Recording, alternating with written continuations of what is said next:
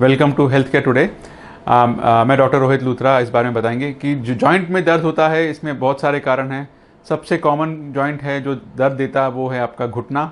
घुटना क्यों दर्द करता है? बिकॉज घुटना शरीर का सबसे बड़ा जॉइंट है और इस पर सबसे ज़्यादा लोड आता है। ये वेट बेयरिंग जॉइंट है आपका, इसमें सबसे ज़्यादा इंजरी के चांसेस घुटने में ही होते हैं और इसको सबसे कम प्रोटेक्शन होता है। आप देखेंगे घुटने पे ज़्यादा मसल्स या ज़्यादा फैट नहीं है, तो घुटना आपका एक सबक्यूटेनियस जॉइंट है जिसमें आप ज़्यादा देर खड़े रहते हैं, उसके कारण आपके घुटने में दर्द हो सकता है। तो घुटने में दर्द के कारण बहुत सारे कारण हैं। सबसे कॉमन कारण है आपका मेनिस्कस टेयर।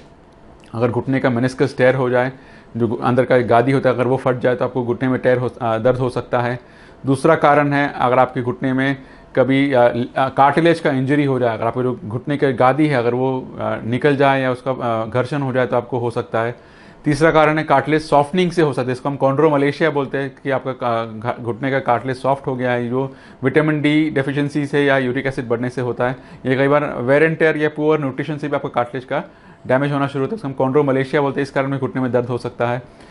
चौथा कारण है कि ये घुटने में अगर आपके लूज बॉडीज़ हो गई है, अगर जैसे कुछ बोन के टुकड़े हैं जो घूम रहे हैं और कभी कभी आके अटक जाते हैं तो घुटने में दर्द दे सकते हैं। पांचवा कारण है घुटने में अगर आपका लिगामेंट टेयर हो गया हो। अगर आपका लिगामेंट टेयर जैसे आपका एसीएल लिगामेंट टेयर है या पीसीएल लिगामेंट टेयर है, तो जो घुटना लचकता है उसके कारण आपका कार्टिलेज डैमेज शुरू होता है और डैमेज के कारण आपको घुटने में आगे दर्द हो सकता है।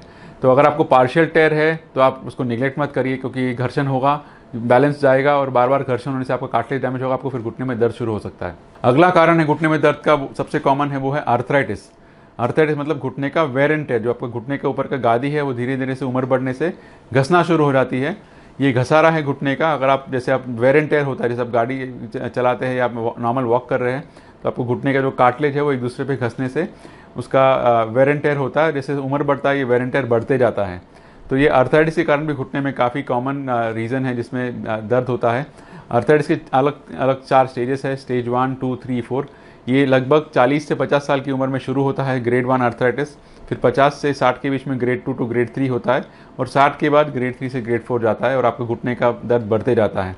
और जैसे जैसे उम्र बढ़ेगा, जैसे जैसे आर्थराइटिस का स्टेज बढ़ेगा, आपका घुटने का अलाइनमेंट भी चेंज होना शुरू होता है। लगभग शुरुआत में घुटना सीधा होता है, धीरे धीरे जैसे आपका स्टेज बढ़ेगा 1 से 2, 2 से 3, 3 से 4, घुटना टेढ़ा होना शुरू होता है और घुटने में बोइंग हो जाती है।